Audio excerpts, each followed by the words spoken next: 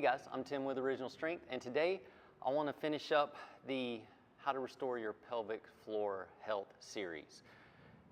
Over the last few years, I've made two videos, part one and part two, of how to restore the pelvic floor, and they're actually like the most watched videos on the channel.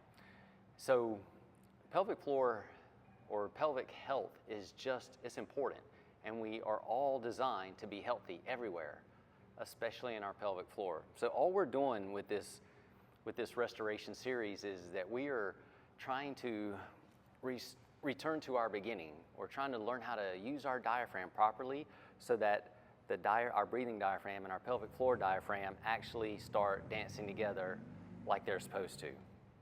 So basically all we're doing is we're going back to our original design, how we were born breathing, to try to restore the health of our pelvic floor.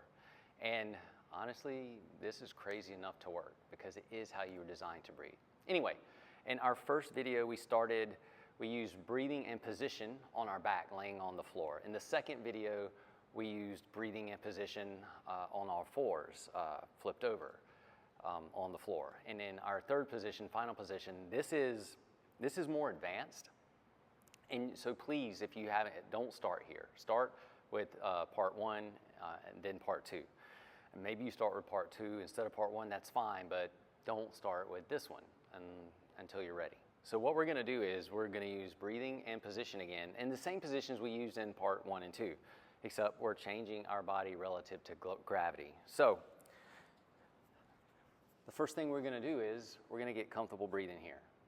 And we're just gonna hang out in this position, in this squat position, and we're gonna keep our tongue on the roof of our mouth. That's so important. And we're gonna breathe down into our bellies, and if you can, you're gonna breathe down into your pelvic floor. And this is it. Now, obviously, we wanna be comfortable here. Like if you're struggling to hold this position, don't, because you need your body to be able to relax so that you can tap into your diaphragm, so that you can get your diaphragm and your pelvic floor dancing together. So if you can't hang out here, grab something sturdy and hold on so that your body doesn't have to worry about balance, or it doesn't have to worry about falling, so that your nervous system can say, this is awesome, I can hang out here. So just if you need to hold on to something, there's no shame in that, all right? So, but you want to be comfortable in this squatted position. And you're just gonna hang out and breathe. And this is the first step in part three, is just breathing in the squat position.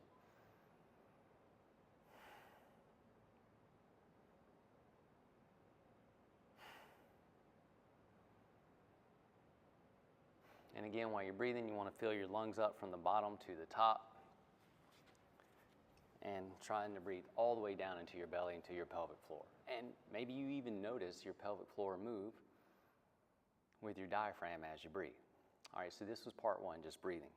Part two is we're going to do that exhalation that we did in the part two series. So step two of part three is we're gonna breathe in, big breath, and go,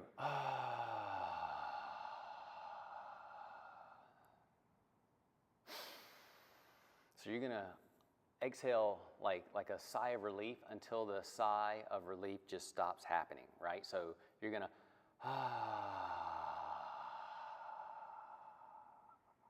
all the way out, and then you're just gonna let go and breathe in, fill your lungs up from the bottom to the top again, and repeat.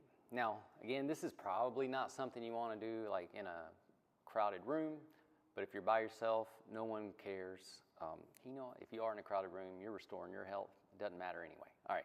If you don't want to do the another great thing you can do is hum. So, and this is really neat because humming is vibration, and vibration carries information, and it soothes the nervous system, and it could help turn some things back on. So what we're gonna do is gonna breathe in, and on the exhale, we're gonna hum.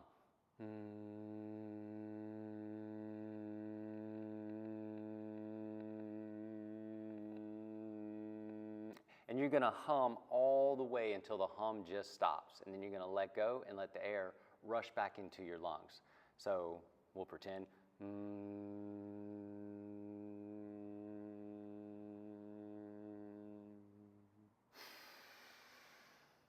And then you're gonna do it again.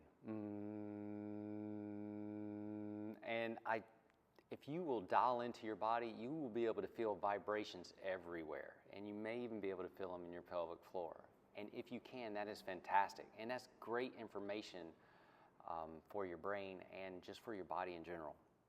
So that is step 2, either the big sigh of relief or the hum. You know what? It's okay if you do both, because this is gentle restoration, and it's worth it to explore both to see what your body likes. All right, so that was step 3. All right, so the next step, and how long would you hum? How long would you ah? You know what? If you can do that for 2 to 5 minutes, it'll be well worth it. Well worth it.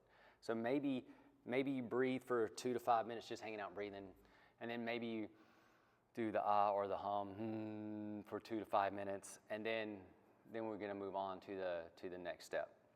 But you don't have to move on to this next step until your body's ready for it. All right. So these are steps that it is okay to spend weeks in, to spend months in. There's no rush to restoring your health. Okay. The important thing is that you restore your health. Anyway, so the next step would be, we're going to take our pelvic floor and we're just going to twist it a little bit. So I'm down here. I'm going to let this knee go to the ground. I'm going to rotate and look over my shoulder and come back. So we're breathing while we do this. And if you want to, if you're getting clever, you can hum while you do this.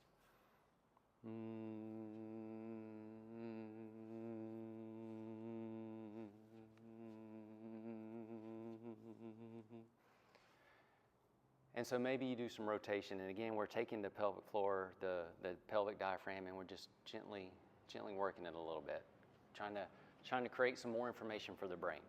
Last step is, just like in series part 1 and 2, we're just going to bounce. And by doing that, we're taking that pelvic diaphragm and we're gently expanding, contracting. When we're doing this while we breathe with the tongue on the roof of our mouth. And if you can't do this, you can't relax here, hold on to something steady.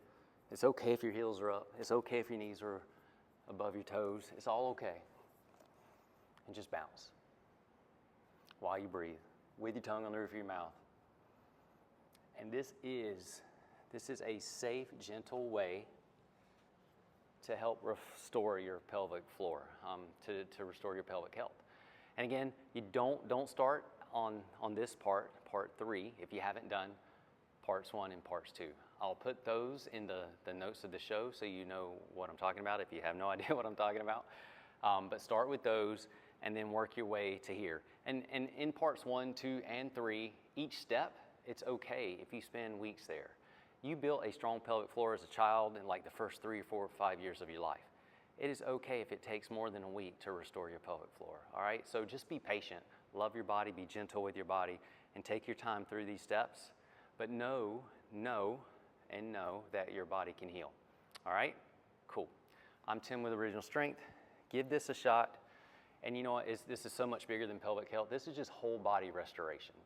Give this a shot. You won't be disappointed. Even if your pelvic floor is healthy, if you do these exercises here, these movements, it's only going to benefit you. All right? All right. Enough of that. I'm Tim with Original Strength, and we'll see you next time.